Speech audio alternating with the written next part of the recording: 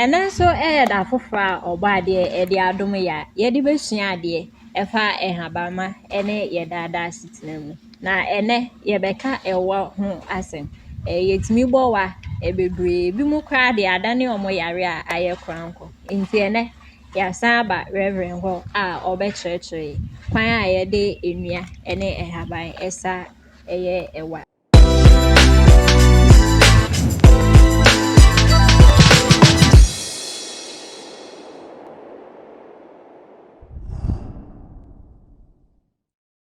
Reverend, and then so yɛasan aba bio.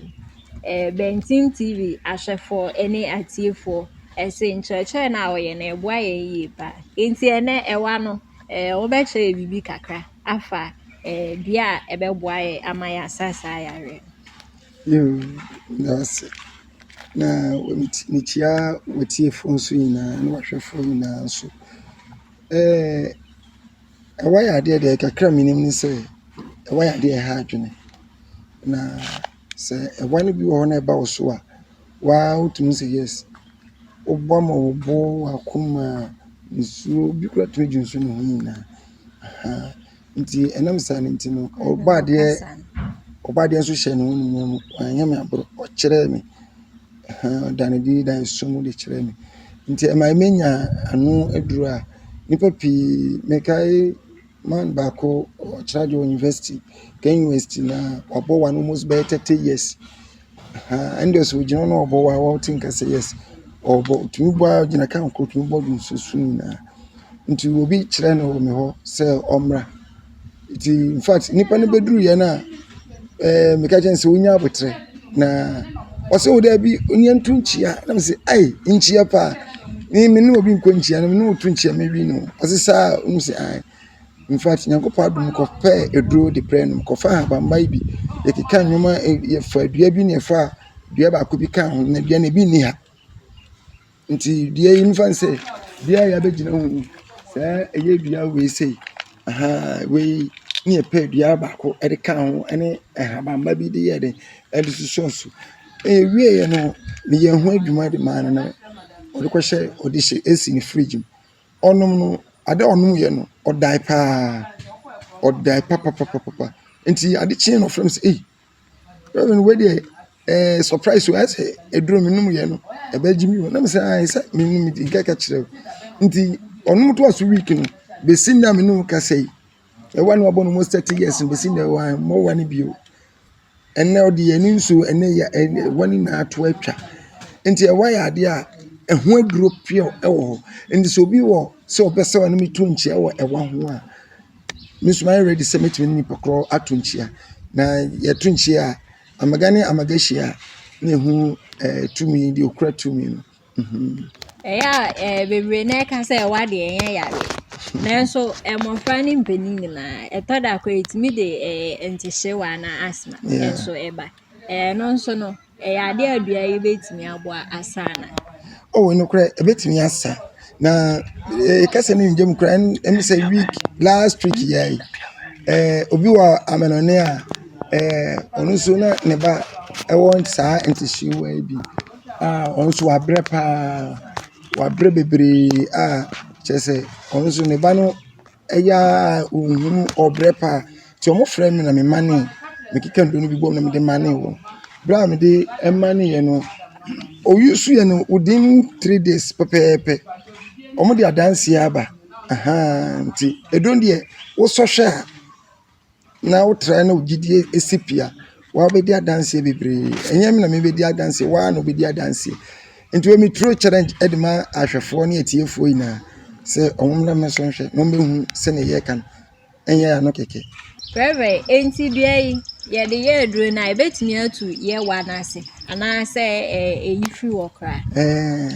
okay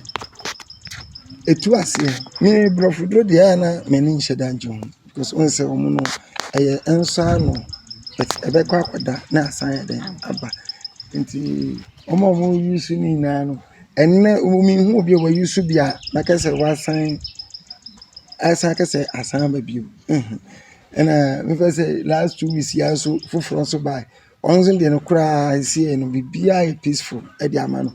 nti obi enu ama ne duro baka se wokọ asan aba gye nipa ne ni gidie e wɔ ade anim sɛ no wo gidie nko a wɔ dwumadi a ye mi di ne mu di a nti adanse de bebree na eba adanse bebree amonanefo de bi ba ahafo nso de bi ba ti ɛfa na ɛwa ne yɛntena se mmɔ ɛyi a no 100% assurance say enko na asan aba biom nti na me se me ne wotu nkyia ti de wo bi pa no omra ne ntu nkyia. Reverend, dua yi ɛho ona anaasɛ yɛbɛtumi anya bie wɔ bia. Okay, that's it. Edua yi edua bi a ɛho ɔden pa ne amita chin forest ne ade wo bɛkwa unhyia bi na we no obi na di free baabi nti yɛkɔfa no baabi na yɛbɛdua nti we ni ani hyɛ da dua nti na ɛkyerɛ sɛ ahwɛfoɔ ne atiefoɔ ɛpɛ bi a gye sɛ yɛfrɛ anaasɛ yɛbɛtumi akɔ nwura mu akɔpɛ bi sɛneɛ wɔkama ma ne ɛtwa ha ban sɛ nipa no sɛkyi na obɛnya bi wɔ baabi a ɛno koraa no aka dua baako a yɛde bɛtom na bɛtɛ no nso ebi nnia nti na mentumi nkyerɛ no no nti sɛ nipa no pɛ bi na ɔfrɛ me nko ade a mede mɛhwɛ no mapɛ ɛho nduro no ade aboa ɔno nso ɛnna rɛbɛ na yɛbɛsɛ sɛ ɔbɛte bea yi bi na haban na yɛde akyerɛ atiefo ebi a ɔpɛ sɛ ohu ade korɔ na yɛ sɛ ebi a yɛde ano kwane. Okay.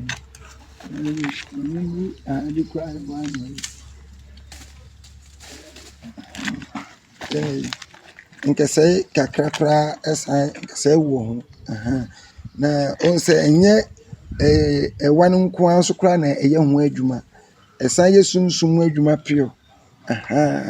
sunsum adwuma na di dwuma bebree boa nipa asetena nti sɛ nipa no ɔnhwɛ dua no yie ɔnhwɛ sɛ ne sitie na ɔno ɔmfa n'ani ntoto ne mantam ne baabi ɔwɔ no sɛ ɔbɛhunu bi a ɛnyɛ dua yɛ kɔmɔn saa ho yɛ den ho ɔden paa we ɛyɛ dua a yɛ respect ne yie me respect dua yie paa because ɛfa no spiritual side no edwuma yi di no ɛnyɛ asɛm ketewa ɛna ɛfa no honam fam so no ɛsɛ nyarewa paa pure paa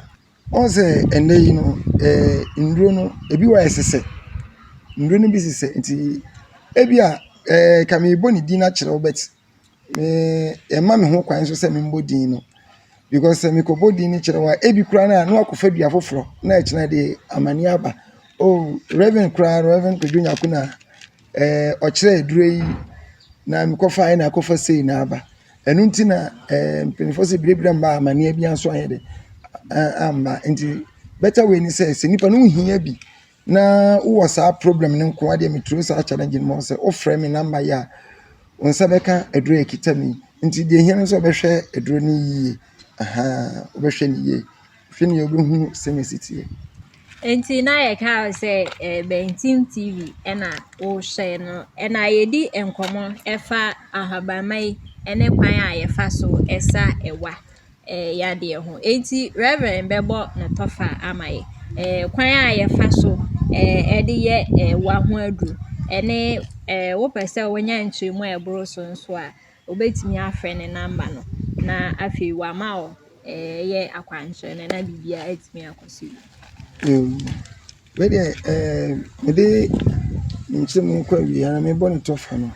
ne nyinaa ne sɛ wo a saa haw bi adaw so akyɛ na wonyɛ kyimdifoɔ anaasɛ woyɛ kyimdifoɔ koraa na wopɛ sɛ wobɛsɔhwɛ no frɛ me number no wofrɛ me number no a